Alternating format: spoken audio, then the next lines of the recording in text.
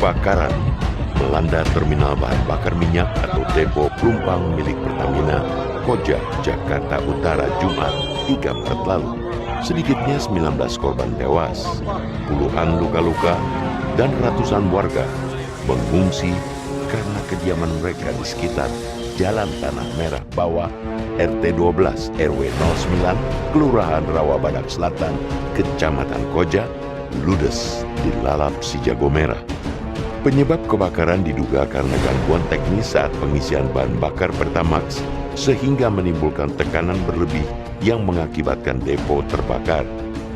Kita tentu ikut prihatin dan menyatakan bela sungkawa yang sebesar-besarnya atas jatuhnya korban jiwa dari kebakaran tersebut. Namun, rasa prihatin dan duka mendalam saja tidak cukup menyikapi peristiwa yang memilukan itu.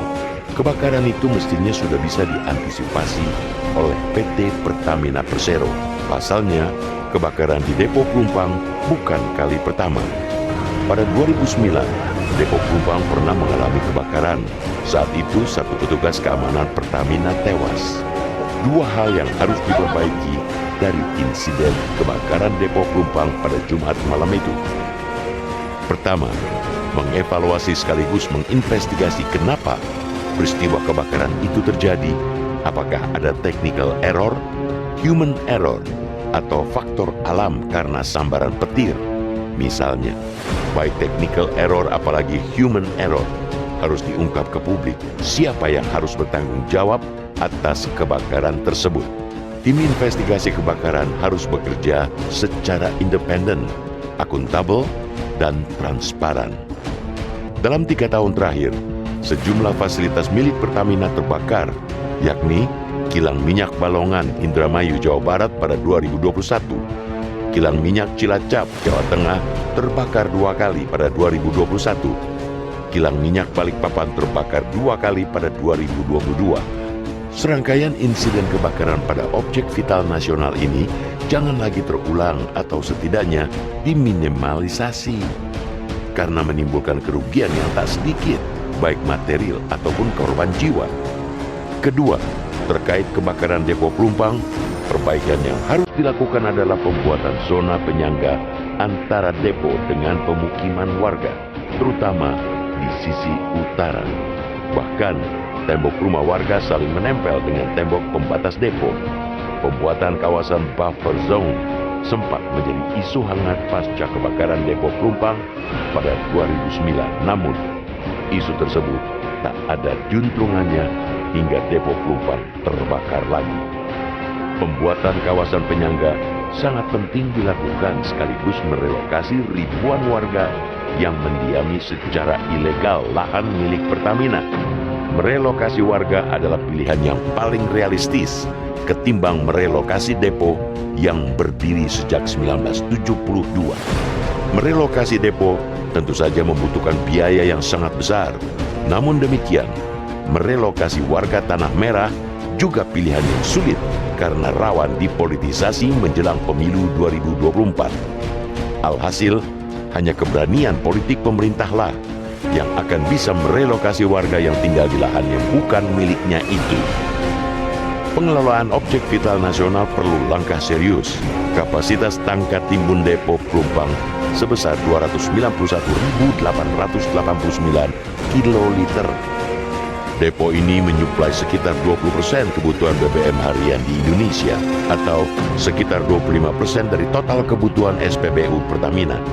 Depo ini menyuplai kebutuhan untuk wilayah Jakarta dan sekitarnya, Jabodetabek, serta sebagian Jawa Barat dan Banten. Pengelolaan objek vital nasional memiliki payung hukum keputusan Presiden RI nomor 63 tahun 2004 tentang pengamanan objek vital nasional. Depo Pelumpang adalah objek vital nasional berdasarkan keputusan Menteri Energi dan Sumber Daya Mineral Republik Indonesia pada 2022. Karena itu, depo pelumpang menyangkut hajat hidup orang banyak dan bersifat strategis.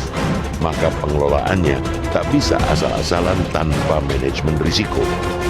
Objek vital nasional tak boleh dikepung pemukiman. Patut kiranya pihak-pihak yang bertanggung jawab dalam kebakaran depo pelumpang ditunjukkan kepada publik. Terlebih lagi, sudah 2 kali kejadian. Ingat, hanya keledai yang jatuh kedua kali di lubang yang sama. Ya, saya kira yang penting itu mungkin perbaikan di tata kelola, ya.